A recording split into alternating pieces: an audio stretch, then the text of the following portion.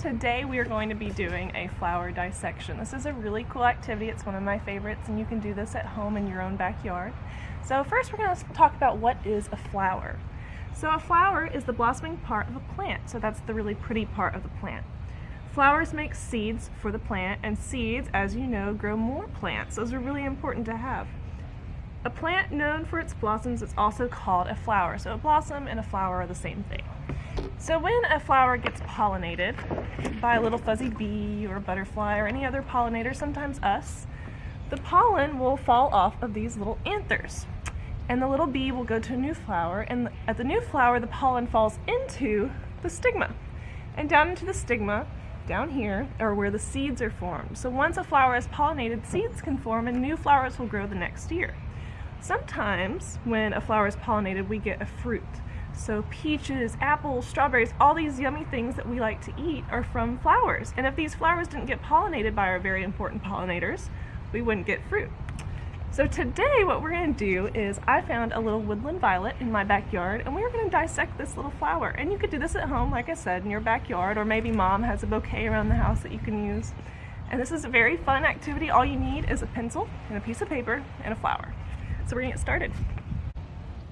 So here is what you're going to need. We have our little woodland violet here that I found in my own backyard.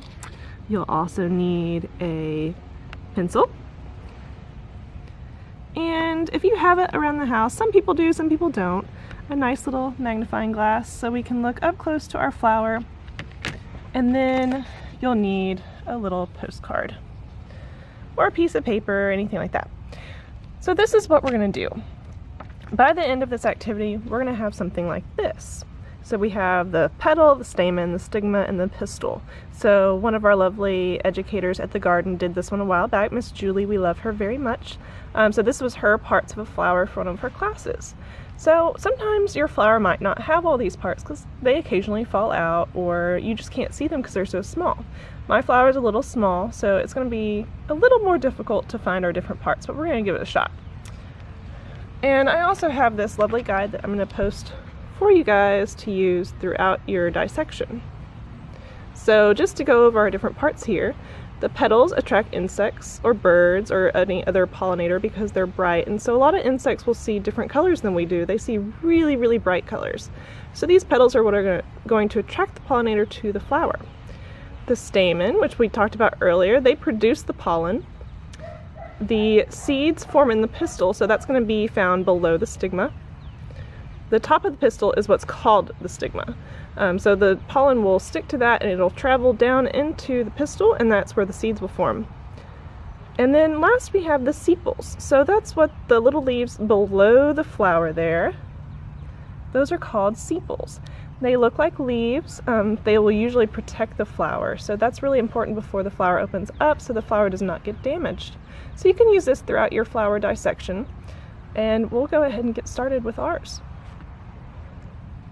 So I have my little violet here, and what I'm going to do is I'm going to go ahead and dissect, and I'll walk you guys through it.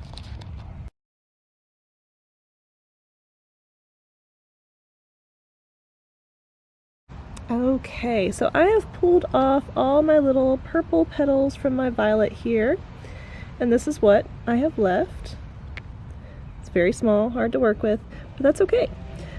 So this little bitty yellow part that's right at the top here, that is going to be our stigma, and that is where the pollen is going to go down into the pistil, and then it'll make the seeds for our flower to produce more flowers later on.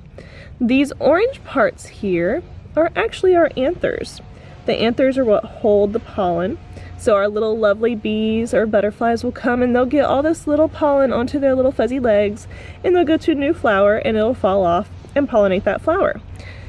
So down underneath the stigma is the pistil, and that's going to be the part that holds the seeds. So we're going to try and take our little bitty flower apart here. And I didn't mention this earlier, but it might be a good idea to have some tape around just to tape all your different parts to your paper. These little green parts here, before we move on, these are the sepals. And like we said earlier, the sepals are what protects the flower, especially before the flower blooms. These are very important for the flower to keep it nice and safe so that it has a chance to bloom and get pollinated and make more seeds. So I'm going to take my sepals off. These are going to be a part that we put onto our flower dissection card. And then I'm going to take our little stamen out, because we'll also add that. So I have our stamen, and then this little bitty part in the middle that's left, this white part, that's our stigma. So we're going to take that out as well. So this flower might not be the best to use for dissection just because it's a little difficult to handle and put on a card, but you might find something this time of year like an azalea. Azaleas are excellent flowers to dissect. Those are usually what we use at the garden, but I'm a little limited on what flowers I can use right now. My peach flowers have already gotten pollinated and fallen off. So next step is we're going to take all these different parts and we are going to tape them onto our card. Okay, so I've gotten all my pieces of the flower onto my little note card. I'm going to have to tape them down later, but right now we have our little petal, and then moving over here we have our stamen, or our stigma. So the stamen, like we said, that's the part that has the flower. The stigma is where the pollen, or I'm sorry, the part that has the pollen. The stigma is where the pollen will go to make the seeds. Down here we have the pistil. Now I did get a little bit of the stamen on the pistil, but that's okay. You can try this multiple times if you'd like. Every flower is going to be a little bit different.